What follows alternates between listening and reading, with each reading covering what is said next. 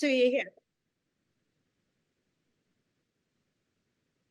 Oh, good morning, everyone, and welcome to Redefining Normal with me, Shamla.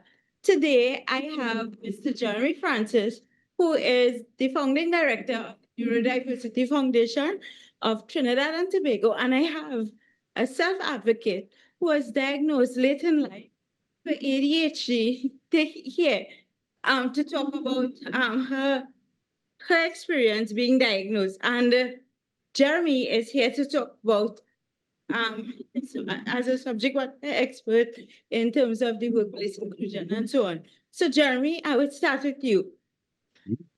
From your experience, what are the biggest gaps in workplaces when it comes to recognizing and supporting neurodivergent individuals?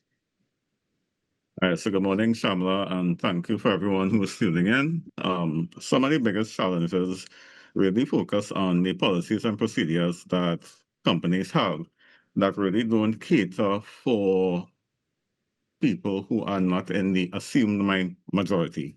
And by assumed majority, we always feel as though, there's this concept of normal, and that people who may be disabled or people who may be differently abled or neurodiverse are in the minority.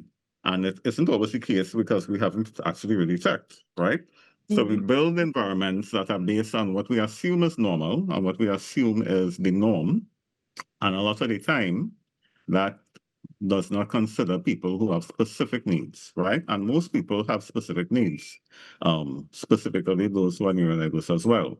So even in terms of how companies hire, even in terms of how the office is laid out, things like noise, light, distractions, these are things that affect a lot of people, but more specifically, people who are neurodiverse have a particular challenge with those kinds of things.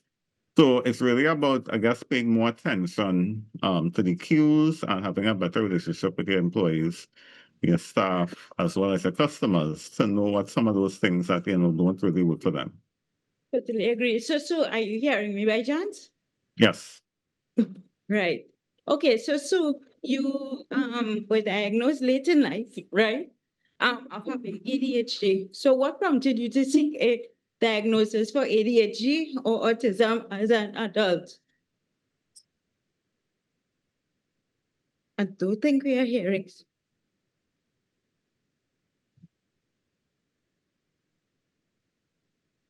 Okay, so I think I should switch mics, and by the time we could go ahead with Mr. Francis. So, Mr. Francis, what are some practical changes organization can implement to better support neurodivergent employees on a day-to-day basis? So one of the first things that a company should do, and it actually doesn't cost anything. It's really about creating a safe space at work so that employees are free to share their concerns about challenges that they're having in the workplace, whether it's environment or whether it's about relationships. So this is what we call creating a psychologically safe environment where employees are free to express their thoughts and feelings about their work and their needs without fear of judgment, harassment, or discrimination, which could be a big issue, because if you are neurodiverse and you're having challenges and you don't feel comfortable speaking out about it, you may be suffering in silence, which a lot of neurodiverse people do, right? Um, so it's really important that organizations create that kind of environment where people feel free to share without, any kind of negative feedback in that regard. Another thing that is important is really about looking at the work environment and assessing it to see if there are issues like sensory overload. So I would have mentioned before things like bright lights, noise, and even temperature. For some reason, our offices in Trinidad and Tobago are extremely cold, right? And for some reason, it can't be adjusted. So almost everywhere you go, people are wearing 2 and 3 jackets and that kind of thing. And those are things that could really affect, again, not only neurodiverse people, but people in general. Things like that could really affect your performance. On another level, employers want to make sure that they have services like EAP and counseling available for staff, and that they put serious consideration behind working from home or hybrid systems of work to allow people that ease of being able to work away from the office if they are having a particular challenge at the workplace. Yeah. Also, there are a number of AI tools which could be used to help recording meetings, transcribing and summarizing meetings as well. So there's a lot of things in the technology space, a lot of which are already built into a lot of the programs that companies already use. That could be very helpful for neurodiverse persons as well. So those are just some of the practical things that companies could do to help with the situation. So are you hearing me now? I don't think we are hearing her so as yet. So from your perspective, so super diagnosed later in life, right? What impact does late diagnosis of ADHD and autism have on person's work, family life, and relationships? Jeremy? So one of the main issues with a late diagnosis is that the neurodiverse person will have spent a significant part of their lives up to that date, not understanding really who they are and not understanding why they're having some of the challenges that they're having. So persons who are neurodiverse and who may not have, had a clue of it growing up, may have always wondered, why they seem to be so strange, why people tend to pick on them or bully them, why does they have problems maintaining relationships, and why is being at work or being in the workplace so difficult, just in terms of, levels of anxiety and so on. So the earlier you get diagnosed, it is the earlier you have a sense of why these things may be happening, and the earlier that you can get support that will help you to manage those things. So it's really important. But at the same time, whenever you do get the diagnosis, it really does tend to help to bring clarity and relief so that people are better able to understand who they are and they are better able to access support as well. Nice. So I think we have someone. Her audio is working. Yes, So I'm so sorry about that. Sorry. that's totally fine. So what Yes. prompted you to seek diagnosis for ADHD as an adult? Right. So as I said, I didn't think I have ADHD. It was autism.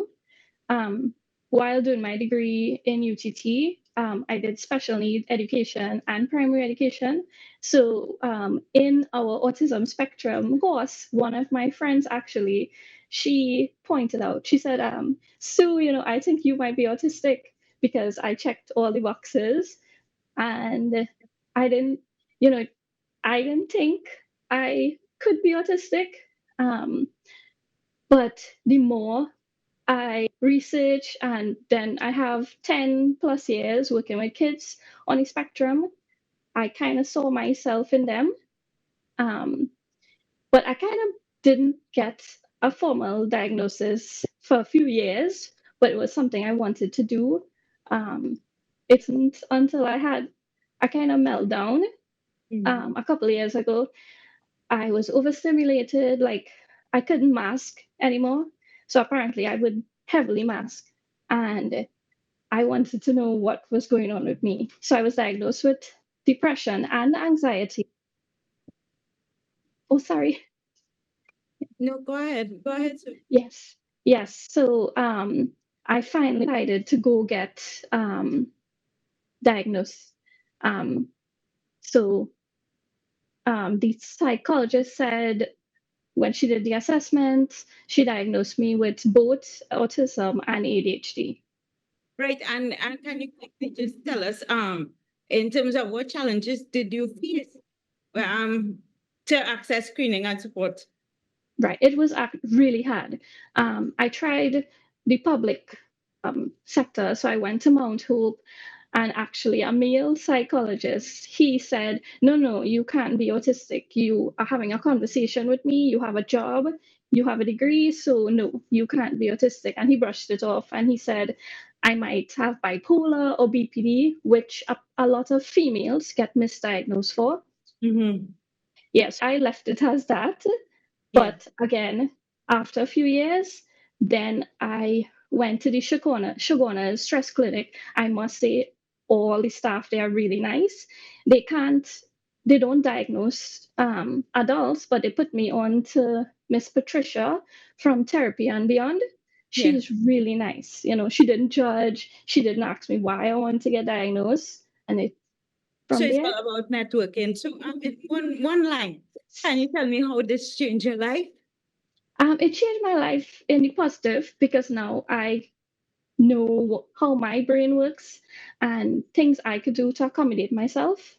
Yeah, Yeah. totally understand yourself. So we Yes. are out of time, but this was really inspiring. Jeremy, thank you so much for sharing your knowledge, in terms of the expert side of it. And so thank you for, sharing your experience as somebody who's been diagnosed as an adult. So it's really been a pleasure. Yes. So Thank guys, you for having me. it's a pleasure. So, guys, with that being said, I want to say thank you so much for tuning in to this week's segment of Redefining Normal. As I always say, be good. Good. Bye, everyone.